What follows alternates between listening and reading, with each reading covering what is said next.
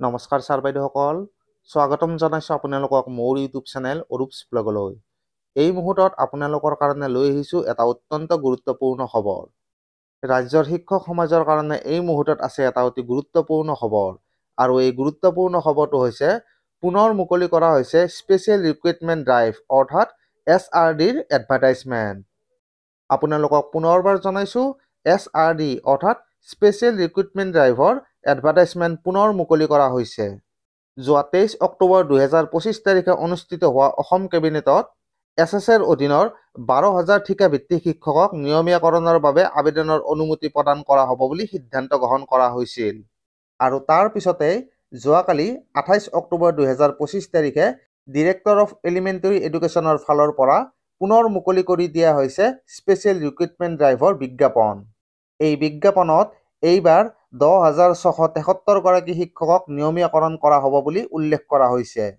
নিম্ন প্ৰাথমিক আৰু উচ্চ প্ৰাথমিক বিদ্যালয়ৰ 10,673 গৰাকী শিক্ষকক এইবাৰ স্পেচিয়েল ৰিক্ৰুইটমেণ্ট ড্ৰাইভৰ জৰিয়তে নিয়মীয়াকৰণ কৰা হ'ব।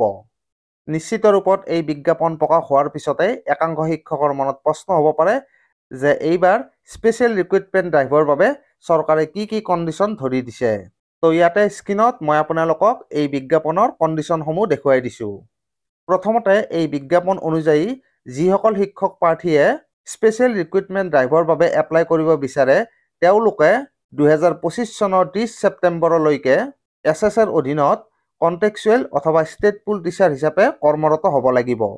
ইয়াৰে পিছতে 2 নম্বৰতে ইয়াতে উল্লেখ কৰা হৈছে যে যিসকল প্ৰাৰ্থীয়ে এই বিজ্ঞাপনৰ বাবে এপ্লাই কৰিব বিচাৰে তেওঁলোকে SSৰ অধীনত কণ্টেক্সুৱেল অথবা ষ্টেট পুল শিক্ষক হিচাপে অতি কমেও 3 বছৰ নিৰবিচ্ছিন্নভাৱে চাকৰি কৰা হ'ব লাগিব। ইয়াৰে পিছতে এই বিজ্ঞাপনৰ বাবে যিসমূহ একাডেমিক আৰু প্ৰফেশ্যনেল কোৱালিফিকেশ্যন লাগিব সেইবোৰ NCERT নৰ্মছ মতে আৰু লগতে এক্সিষ্টিং গভৰ্ণমেণ্ট ৰুলছ আৰু কণ্ডিশ্যন মতে হ'ব লাগিব। তাৰ পিছতে উল্লেখ কৰা হৈছে যিসকল যোগ্য প্ৰাৰ্থীয়ে স্পেচিয়েল ৰিক্ৰুইটমেণ্ট ড্ৰাইভৰ বাবে এপ্লাই কৰিব বিচাৰে তেওঁলোকে 8 নৱেম্বৰ 2025 তাৰিখৰ ৰাতিপুৱা 10 বজাৰ পৰা 30 নৱেম্বৰ 2025 তাৰিখৰ মাজনিশালৈকে DEEৰ অফিচিয়েল ৱেবছাইট dee.assam.gov.in তো এই ৱেবছাইটটোত তেওঁলোকে আবেদন কৰিব পাৰিব। ইয়াৰ পিছত উল্লেখ কৰা হৈছে no offline applications will be accepted অৰ্থাৎ কোনো ধৰণৰ অফলাইন এপ্লিকেশ্যন গ্ৰহণ কৰা নহ'ব। ইয়াৰ পিছত উল্লেখ কৰা হৈছে যে কেণ্ডিডেটসকলে ছেম কেটেগৰী অফ পোষ্টত আৰু লগতে মাত্ৰ এটা পোষ্টতহে এপ্লাই কৰিব পাৰিব। আৰু একেবাৰে শেষত ইয়াতে উল্লেখ কৰা হৈছে documents required will be notified on the online portal অৰ্থাৎ স্পেচিয়েল ৰিক্ৰুইটমেণ্ট ড্ৰাইভৰ বাবে কি কি ডকুমেণ্টছ লাগিব সেইসমূহ পৰৱৰ্তী পৰ্যায়ত অনলাইন পৰ্টেলত উল্লেখ কৰা হ'ব। তো নিশ্চিত ৰূপত এটা অতি গুৰুত্বপূৰ্ণ খবৰ। যোৱা বছৰো অৰ্থাৎ 2024 বৰ্ষতো সৰ্বশিক্ষাৰ অধীনৰ একাংশ শিক্ষকক SRD অৰ্থাৎ স্পেচিয়েল ৰিক্ৰুইটমেণ্ট ড্ৰাইভৰ জৰিয়তে নিয়মীয়াকৰণ কৰা হৈছিল, আৰু এইবাৰো অসম চৰকাৰৰ শিক্ষা বিভাগে স্পেচিয়েল ৰিক্ৰুইটমেণ্ট ড্ৰাইভৰ জৰিয়তে 10,673 গৰাকী সৰ্বশিক্ষাৰ অধীনৰ কণ্টেক্সুৱেল আৰু ষ্টেট পুল টিচাৰক নিয়মীয়াকৰণ কৰিবলৈ ওলাইছে।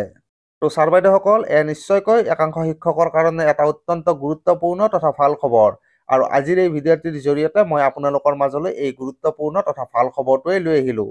তো আজিৰ ভিডিঅ'টিত এইখিনিয়েই। ভিডিঅ'টো ভাল লাগিলে লাইক আৰু শ্বেয়াৰ কৰি দিব, আৰু লগতে ভৱিষ্যতেও এনেকুৱা বিভিন্ন ধৰণৰ ভিডিঅ' পাই থকাৰ কাৰণে আমাৰ চেনেলটো ছাবস্ক্ৰাইব কৰি থ'ব। ধন্যবাদ।